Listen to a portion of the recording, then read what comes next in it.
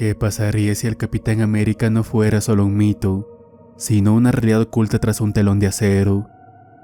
Durante décadas, circulan rumores sobre un experimento soviético secreto, niños entrenados desde pequeños, transformados en soldados perfectos, guerreros sin miedo, sin dudas y quizás sin edad.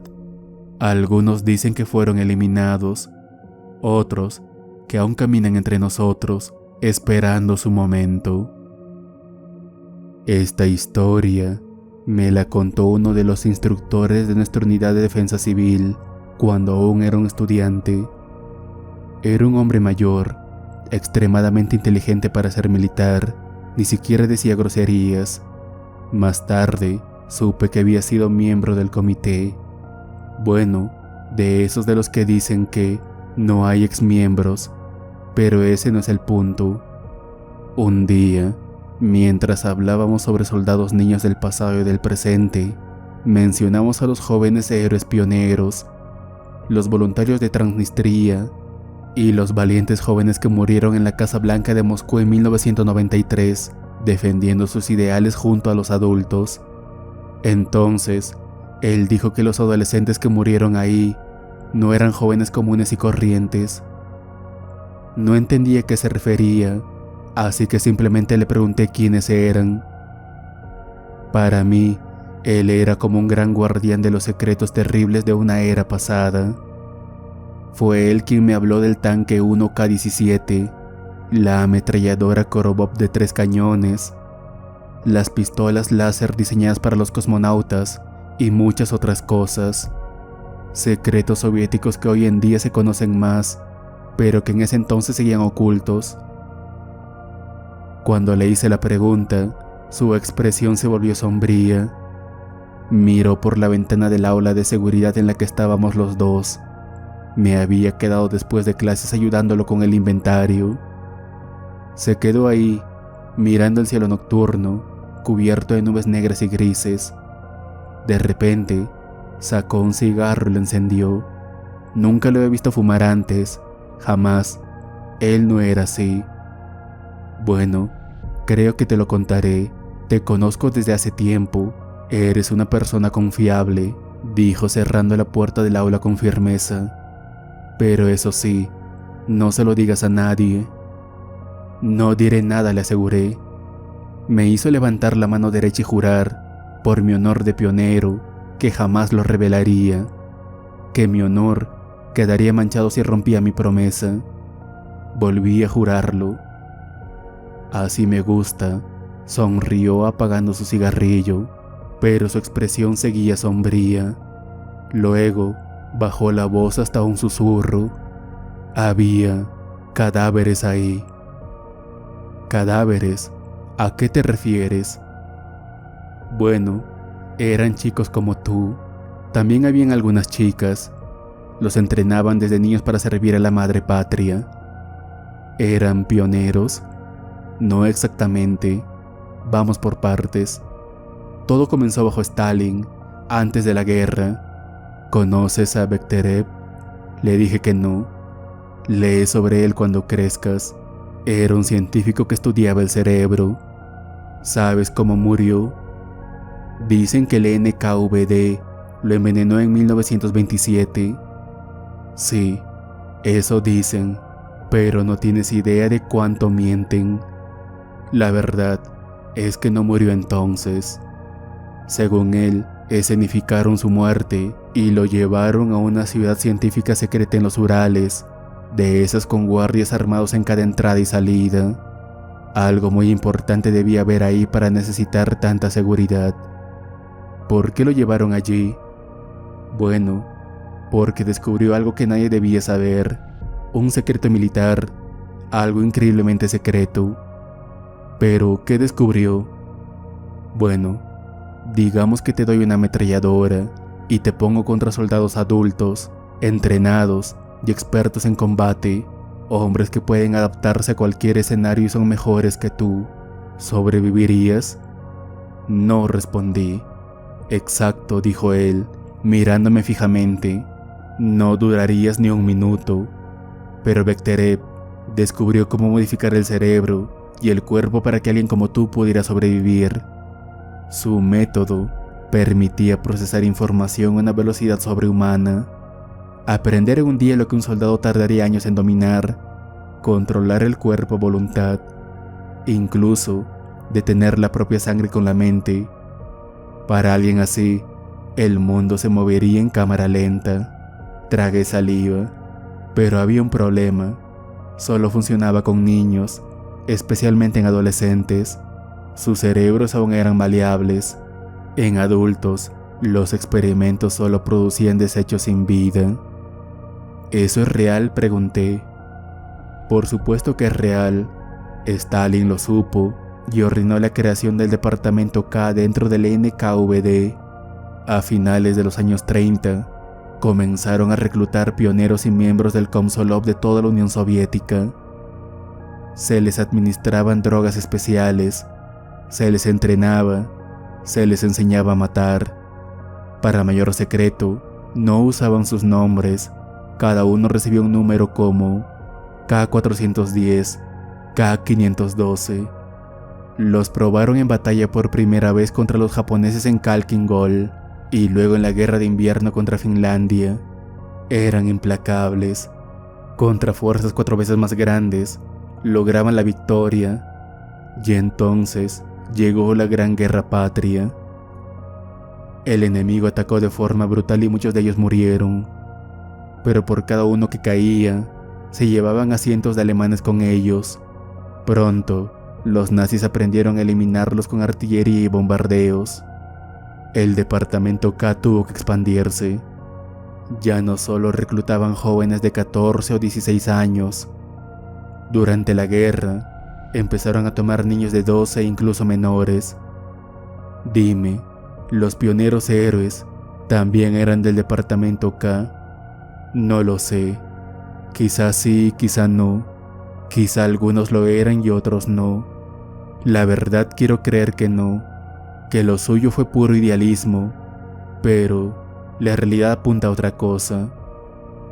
Explícame, ¿cómo puede un adolescente matar a tantos soldados nazis experimentados?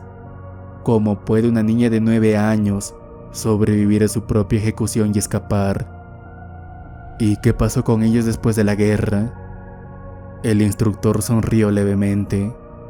Tuvieron que mejorar el proceso. Encontraron una manera de transferir la experiencia de soldados caídos a los nuevos reclutas. Modificaron su sistema nervioso y algo más. Dejaron de envejecer. Se quedaron como pioneros para siempre. Se me heló la sangre. ¿Y qué pasó con ellos? La guerra terminó, pero la Guerra Fría apenas comenzaba, dijo con gravedad. Sus cadáveres fueron enviados a Corea, Vietnam, Angola, Afganistán, defendiendo los intereses soviéticos en todo el mundo.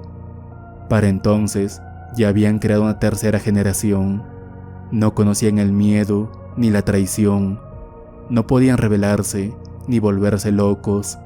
Sus cerebros simplemente no se los permitían. Hizo una pausa antes de añadir: cuando la Unión Soviética cayó, ellos no la aceptaron, se resistieron. ¿Recuerdas lo que ocurrió en Moscú en 1993? ¿Te refieres a cuando dispararon contra el Parlamento?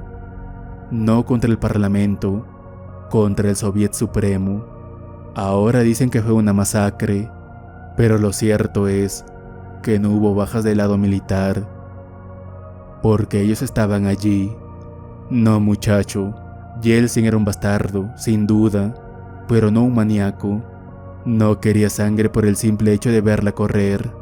De hecho, ellos, ya sabes, los mismos de los que hemos estado hablando, masacraron a una buena cantidad de policías, militares y fuerzas especiales en esos días.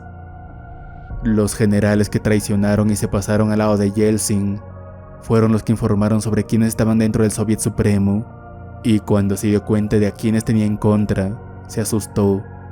Se dio cuenta de que podrían pedirle cuentas, así que trajo los tanques. Me estremecí.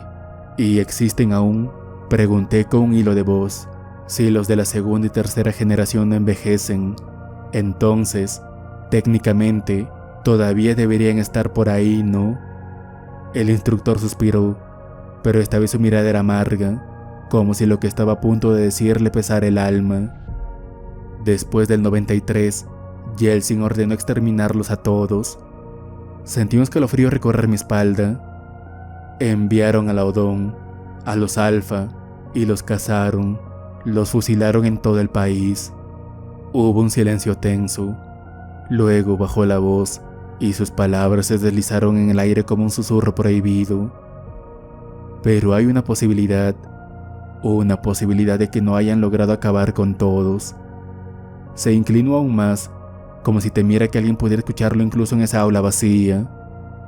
Es posible que algunos lograran esconderse, que todavía estén ahí fuera, recordando los tiempos de la Unión, esperando el momento en que puedan volver a alzar las estrellas rojas sobre nuestras cabezas.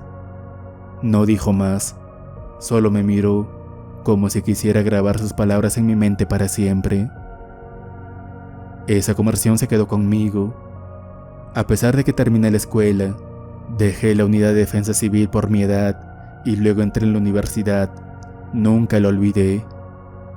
Conforme fui creciendo, conforme la vida me arrastró lejos de esa tarde sombría, empecé a dudar de todo lo que había escuchado. Después de todo, el mundo estaba lleno de teorías absurdas. Que si los soviéticos habían asesinado a Kennedy, que si existía un sistema de combate que mataba sin tocar al enemigo, que si en algún laboratorio oculto seguían desarrollando tecnología imposible. ¿Y por qué esta historia sería diferente? ¿Por qué no podría ser solo otro rumor más, nacido en la confusión del fin de una era? Sin embargo, por más que lo intentara, algo dentro de mí no me dejaba enterrarlo del todo. Algo en mi interior se resistía a clasificarlo como una mentira absoluta. Tal vez era el miedo a lo que significaría si fuera verdad, porque si el instructor no estaba mintiendo aquella tarde, si de verdad existieron, si todavía existen, entonces, ¿qué significa para el mundo en el que vivimos? Y si, como fantasmas sin descanso, los últimos soldados de un estado desaparecido siguen entre nosotros esperando el día en que puedan devolverle su antigua gloria.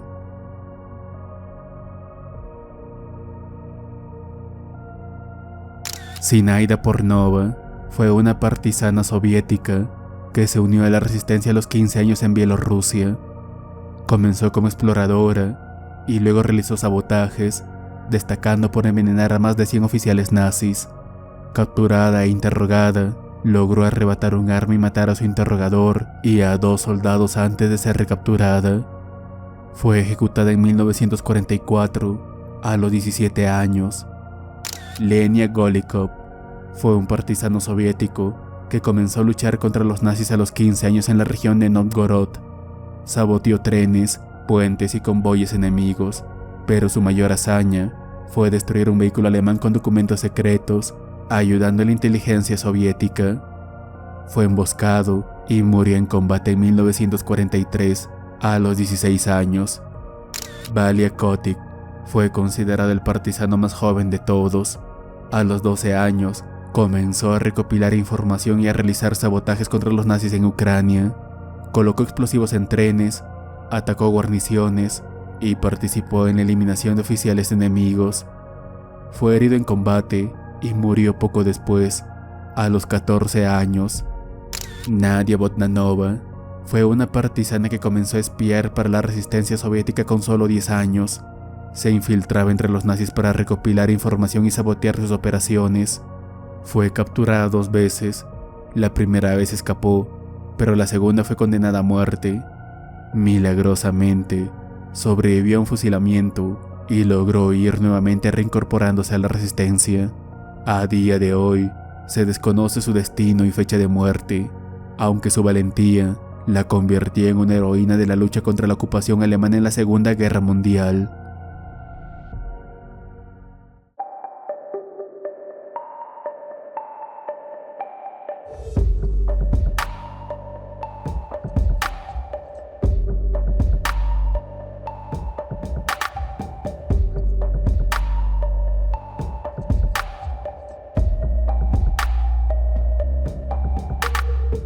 Si te gustan estas historias, no olvides darle like, suscribirte y compartir. Al final, tú decides qué creer.